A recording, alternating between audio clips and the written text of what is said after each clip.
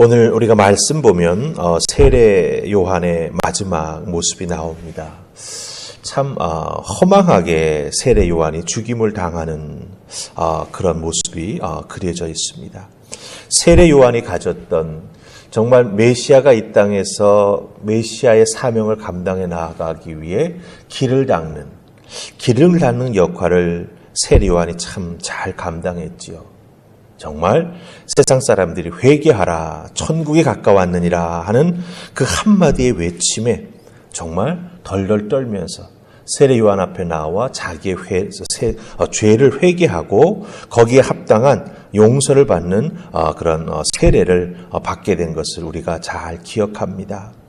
그러니까 그가 했던 사역의 그 큰 의미와 그리고 불같았던 그 열정, 정말 주님의 길 닦기 위해서 자기를 불쏘시개로 태우는 그의 놀라운 헌신에 비해서 그의 마지막은 참으로 초라하다 할 정도로 참 이상하게 끝나는 것을 우리가 보게 됩니다. 그의 죽음의 원인을 제공했던 헤롯이라고 하는 사람도 나오지만 사실 더욱더 직접적인 원인은 헤로디아라고 하는 여인이지요. 자, 그렇다고 한다면 오늘 말씀 속에서 헤롯이라고 하는 사람 그리고 헤로디아라고 하는 이 두 사람을 한번 대비시켜서 살펴보면서 이 세례 요한의 죽음에 이르게 만든 이 두 인간의 어이없는 탐욕이죠. 부적절한 관계, 그것을 지적한 세례 요한에 대해서 정말 마음을 악하게 먹고 있다가 기회가 주어졌을 때 그것을 실천해 나아가는, 참으로 우리 인간의 욕망이라고 하는 것, 그것이 어떻게 발전할 수 있는가라고 하는 것을 여기서 보게 되면서 우리 인간들의 이런 탐욕이 어떻게 변화될 수 있는가라고 하는 것을 살펴보는 시간 가지십시다.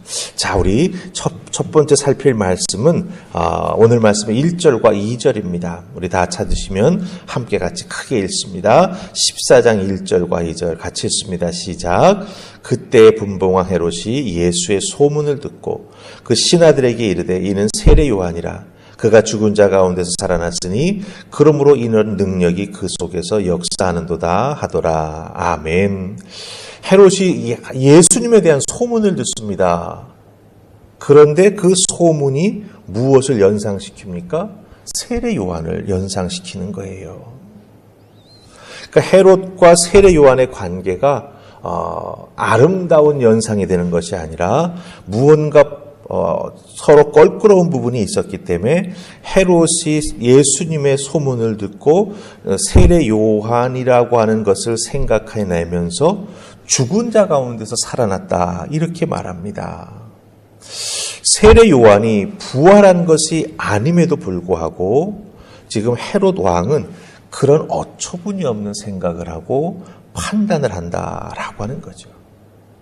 그러니까 헤롯 왕 마음속에 세례 요한을 죽였다라고 하는 것에 대한 큰 부담감이 있었고 두려움이 자리 잡고 있었다라고 하는 것이지요. 세례 요한이 저런 능력을 행하며 정말 외치는 그 소리 하나로 수많은 사람들이 회개함을 받기 위해서 세례 요한에게 몰려갔던 것을 잘 압니다. 그러니까 세례 요한이 무언가 능력을 가지고 있다라고 하는 걸 막연히 알고 있는 것이죠.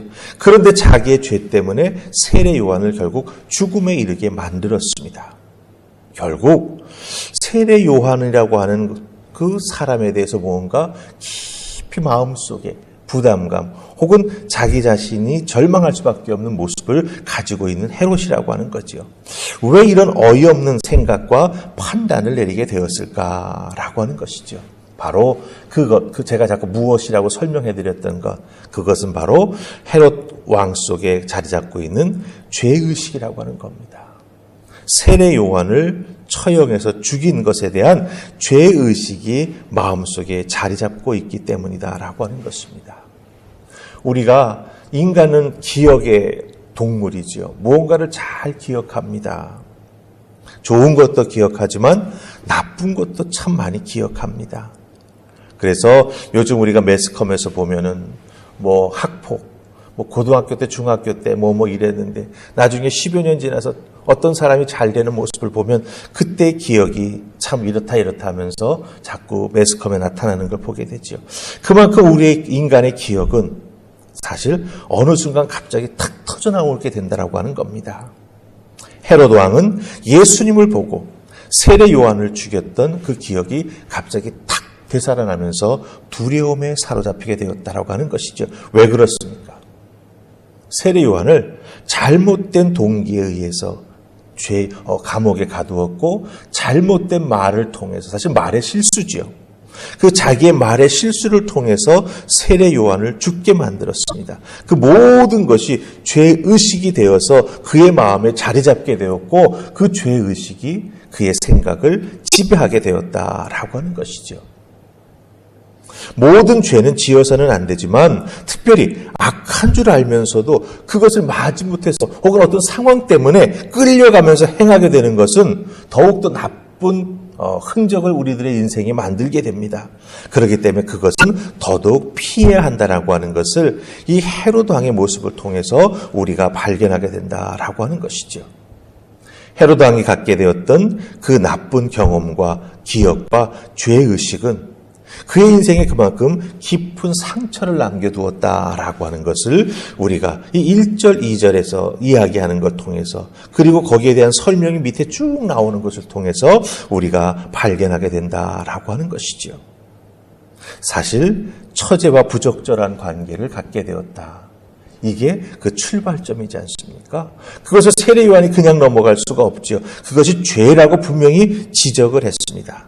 결국 인간의 욕망과 탐심이 죄를 낳게 됐고 그것이 점점 커져서 결국은 어떻게 됩니까? 세례 요한의 죽음에 이르게 되고, 그것을 합리하기 위해서 뭔가 자꾸 다른 것을 시도하면서 넘어가는 그런 인간의 악한 모습이 여기서 적나라하게 드러나는 것을 우리가 발견하게 된다라고 하는 것입니다.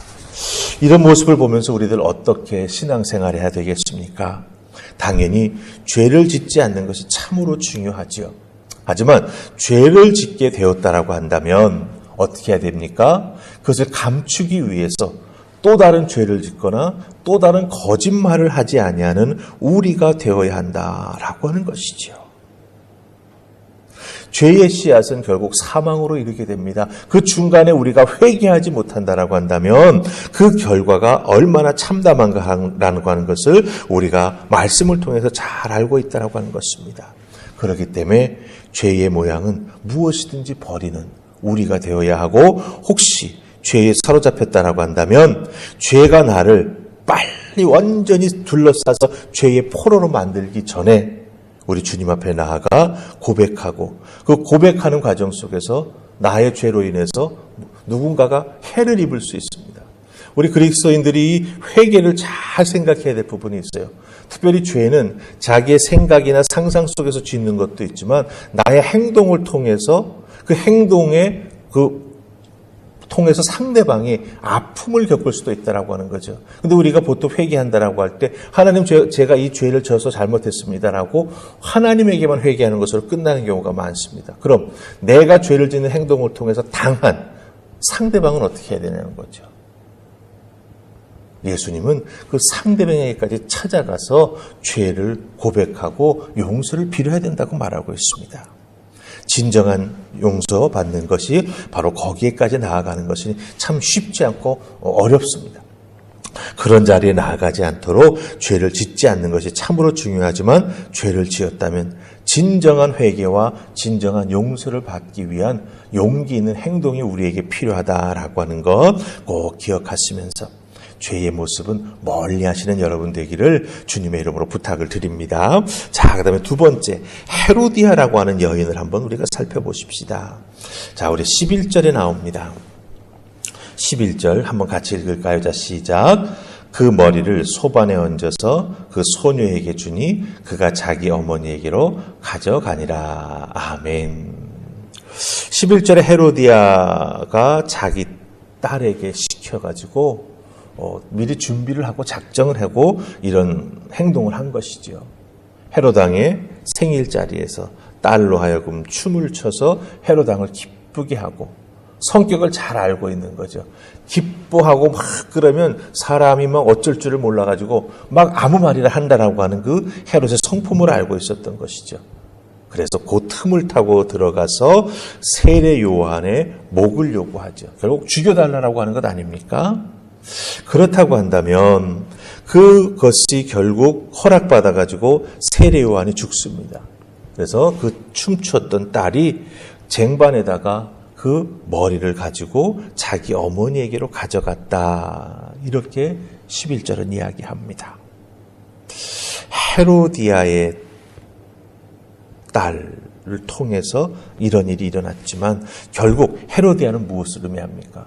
자기가 마음속에 마음먹었던 것을 누군가를 이용해서라도 이루어내는 여인이다라고 하는 것이죠. 형부와 부적절한 관계를 가졌습니다. 그것이 죄로 지목당하자 정말 말할 수 없는 수치심을 느꼈겠지요. 자존심이 무너졌겠지요. 그것을 내가 되갚아 주어야겠다라고 절치부심하면서 때를 기다리다가 딸을 이용해서 그것을 꼭 이루어낸다라고 하는 거예요. 헤롯 왕의 그 말에 그 실수를 통해서 자기가 원했던 것을 이루어내는 여인이다라고 하는 겁니다. 그런데 한번 생각해 보십시다. 결국 죽어서 세례 요한의 그 잘린 목을 자기 눈으로 직접 봅니다.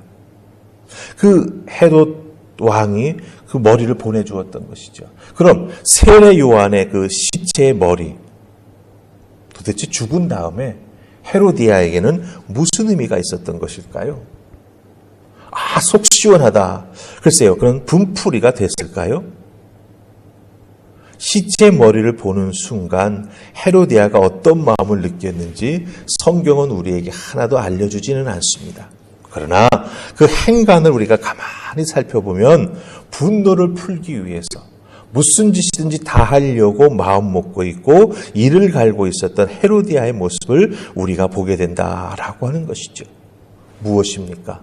죄로 인해서 판단력도 이성도 그 모든 것이 다 무너져버린 한 여인을 보게 된다라고 하는 것이죠. 사람은 죽게 되면 그 시신은 썩게 돼 있습니다. 얼마나 끔찍한 모습을 자기의 눈으로 직접 봅니까?